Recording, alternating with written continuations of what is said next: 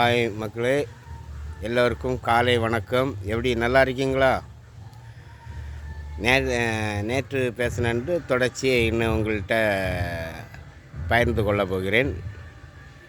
நேற்று அதுக்கப்புறம் என்ன நடந்ததுன்னா, என் வாழ்க்கையில் கொஞ்சம் கொஞ்சம் பைத்தியம் பிடிச்சி அப்படியே அலையதை பார்த்து ஊரில் உள்ளவங்க எல்லாம் எங்கள் வீட்டில் சின்னாவ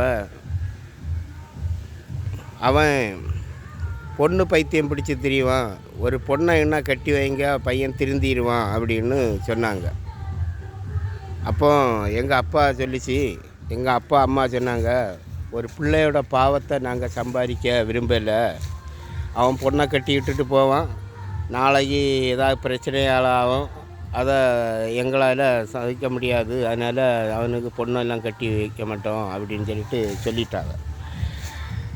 எங்கள் வீட்டில் 7 பேருக்கும் அதில் 6 பேருக்கு கல்யாணம் முடிஞ்சு, என் தம்பிக்கும் கல்யாணம் முடிஞ்சு 2 பிள்ளைகள் இருக்குது. எனக்கு முடியலை. சரி, நானும் அதை கண்டுக்கிடையில அப்படியே விட்டுட்டேன். சரி, நம்மளும் குடித்து ரொம்ப இதானால விட்டுட்டேன். கடைசி கட்டம் என்ன ஆச்சுன்னு சொன்னால், எல்லோரும் ஒரு மாதிரி பரவாயில்ல பேச சொல்லிட்டேன். இவனுக்கு பொண்ணு கட்டி வச்சாத்தனெல்லாம் பைத்தியம் பிடிச்சி தெரியும், தகப்பனும் காணையில் தள்ளையும் கண்டுக்கிடையில அப்படின்னு சொன்னோன்னே எங்கள் அப்பா ஒரு பிள்ளைய பார்க்க ஆரம்பிச்சு. சரி, ஒரு பிள்ளைய பார்ப்போம் அப்படின்னு சொல்லிட்டு பார்க்க ஆரம்பித்தோடனே, சரி என்ன விசாரித்து எடுத்து, சரி ஒரு என்ன பார்க்குக்கு யாரோ வாராவன்னு சொல்லியிருக்காங்க. அப்போ எங்கள் அப்பா சொன்னாவ, இதே ஒன்றை பார்க்குக்கு இன்னைக்கு ஒன்றை பார்க்குக்கு ஒரு 3 பேர் வாராவ, இந்த நீக்கம்ப இன்னைக்காவது அடிக்காமல் இரு, அவங்க பார்த்துட்டு போகிறது வரைக்கும் அவனு சொன்னாவ.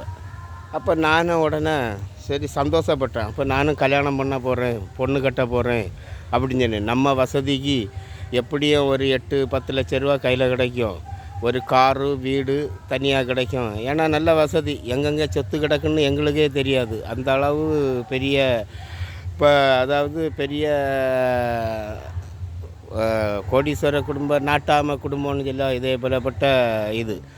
அப்போ நானும் அப்படி கனவு நினச்சிட்டு காலையில் ஒரு 12 மணி போல் ஒரு கோட்டரை மட்டும் போட்டுக்கிட்டு அப்படியே படுத்து கிடந்துட்டு கனவு காண ஆரம்பித்தேன்.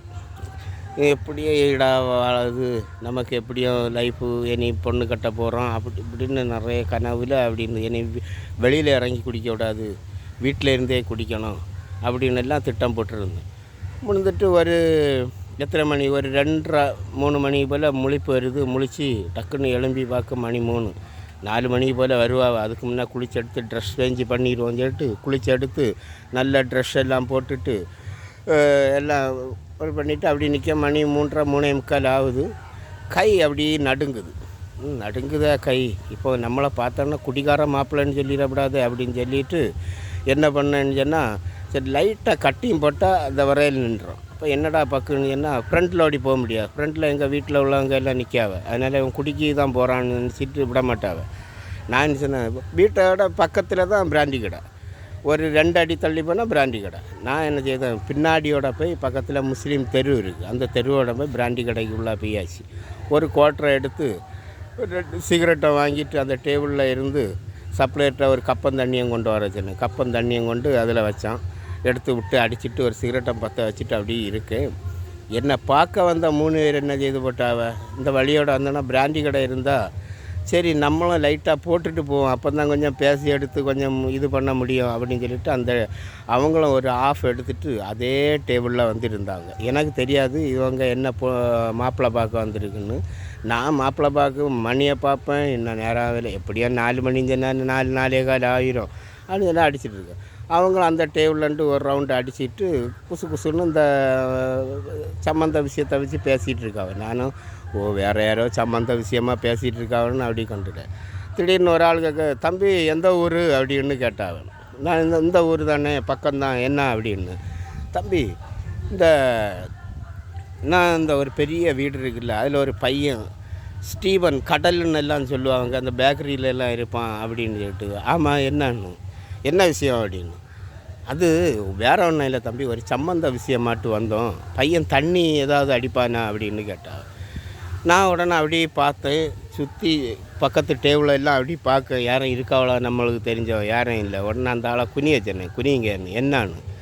என்கிட்ட கேட்டது போட்டு வெளியில் யார்கிட்டையும் விசாரிச்சுட்டு நிற்காதுங்க அப்படின்னு. ஏன்னு தங்கம் ஐயா சுத்த தங்கம் அப்படின்னு சொன்னேன். அவங்களுக்கு சந்தோஷம் பொறுக்கமுங்க. ஏற்கனவே ஆஃப் போட்டாச்சா, அவங்களுக்கும் ஒரு சந்தோஷத்தில் என்ன செய்தான்னா சப்ளையரை கூப்பிட்டு தம்பி ஒரு கோட்டரை எடுத்துகிட்டு வா அப்படின்னு அவன் கொண்டு வந்தான். டக்குன்னு ஏன்னா கப்பில் 3/4 போல் விட்டு தம்பி அடி நல்ல செய்தி சொல்லியிருக்கா அப்படின்னு.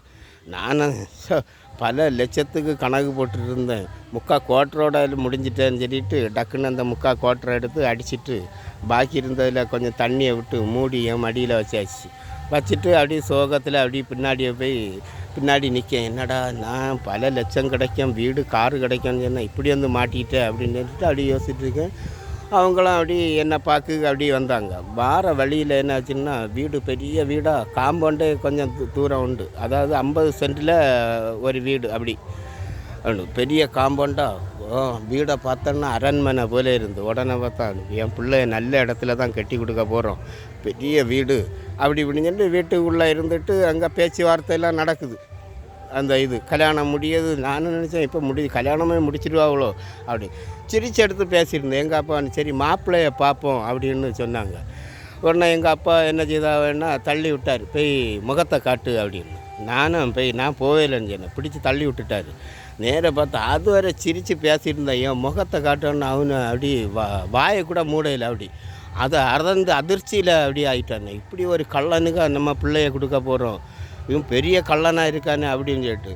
அப்புறம் எங்கள் அப்பா கேட்டு எப்படி மாப்பிள்ளையை பிடிச்சிருக்கா அப்படின்னு சொன்னால் பிடிச்சிருக்கு, நாங்கள் வீட்டில் போய் பதில் சொல்லுவோம்னு சொல்லிட்டு அன்னை போனவன் தான். அதுவரை இதுவரைக்கும் நான் அவங்கள பார்த்ததில்லை. அப்படி ஒரு பொண்ணு பார்க்க விஷயம். அப்புறம் அது நடக்கலை. அதுவரை பின்னும் என் குடி வாழ்க்கை அப்படி தொடர்ச்சியாக நடந்துட்டு தான் இருந்து என் குடி என்னை விட்டு போகவில்லை. நானும் அதிலிருந்து மீண்டு வாரது போல இல்லை. பின்னும் குடி வளர்ந்து கொண்டே இருந்து நிறைய நோய்கள், நிறைய இரத்த வாமிட்டு, நிறைய நோய்கள், டிவி நோய் எல்லாம் வர ஆரம்பிச்சு எல்லாத்துலேயும் கஷ்டப்பட்டு லாஸ்ட்டு ரொம்ப முடியாத நிலைமைக்கு ஆகிட்டேன். அப்போ தான் ஒருத்தன் சொன்னான், ஏய் உனக்கு தான் இவ்வளோ வசதி இருக்குல்ல, உங்கள் வீட்டில் உங்கள் சொத்தை எல்லாம் பங்கு வச்சிக்காளு அப்படின்னு சொல்லிட்டு பையனை கிண்டி விட்டாங்க. நான் எங்கள் நல்ல சிக்கில் ஒரு நைட்டு ஒரு 7 மணி இருக்கும். எங்கள் அப்பா கெட்ட வார்த்தை போட்டு கூப்பிட்டு, செல்லப்பாண்ணா இங்கே வாடா, என் சொத்தெல்லாம் இப்போ என் பங்கு வச்சு தரணும், எழுதி தரணுன்னு ரவுடி பையனெல்லாம் கூட்டிகிட்டு மிரட்டினோன்னா எங்கள் அப்பா என்ன செய்து போட்டோன்னு யாருக்கோ ஃபோனை அடித்து விட்டுட்டு அங்கே ஊரில் உள்ள 4-5 பேர் சுற்றி வந்து பையனோளையெல்லாம் அவனை ஓடிட்டான்னு. நானும் கடந்து அவனை அடிக்காதுன்னு சிக்கா எங்கள் அப்பா சொல்லிச்சு, அவனை இந்த பையனை விடாதுங்க, அடித்து கொன்றுங்க, என்னை வாரது போல் பார்க்கலாம் அப்படின்னு சொன்னோன்னா இவனெல்லாம் சேர்ந்து அங்கே மரம் முறிச்ச கம்பெல்லாம் அடிக்க வச்சுருந்தோம். அந்த கம்பெடுத்த அட்டின்னா என்ன அப்படின்னு இந்த தடுக்கம்ப இந்த கையில் பட்டான்னு 2 கை ஒடிஞ்சி இந்த முட்டு சிரட்டை விளவி தடார்னு பார்க்கும்ப எங்கள் அண்ணன் அப்பாயா தெரியல, தலையில் பட்டார்னு ஒத்த ஆட்டி தலை அப்படியே கீறிட்டு 16 தையல் அப்படி பார்த்துட்டு அம்மான்னு சொல்லிட்டு அப்படியே மயங்கி விழுந்து பிளட்டு ஃபுல்லாட்டு. எங்கள் அப்பா ஆஸ்பத்திரி கொண்டு போகக்கூடாது, செத்துரட்டு நம்ம பாவம் நம்மளோடைய போட்டு இது இருந்தால் ஒன்று தான் இல்லாட்டாலாம் ஒன்றுலாம் அப்படின்னு சொல்லிட்டு அப்படின்னா நான் கிளம்ப எனக்கு கொஞ்சம் வாரமாக இருந்தேன்னா தண்ணின்னு கேட்டேன். வலின்னு சொன்னா பொறுக்க முடியாது. ஏன்னா கை 2 ஒடிஞ்சிருக்கு, முட்டில் உள்ள சிரட்டை விலவி இருக்குது, இங்கே கீறி வலி பயங்கர தலையெல்லாம் கையில் விழுந்து வேண்டாத தெய்வம் இல்லை. அன்னைக்கு ராத்திரி ஃபுல்லாக எங்கள் அப்பா சொல்லுது, நீ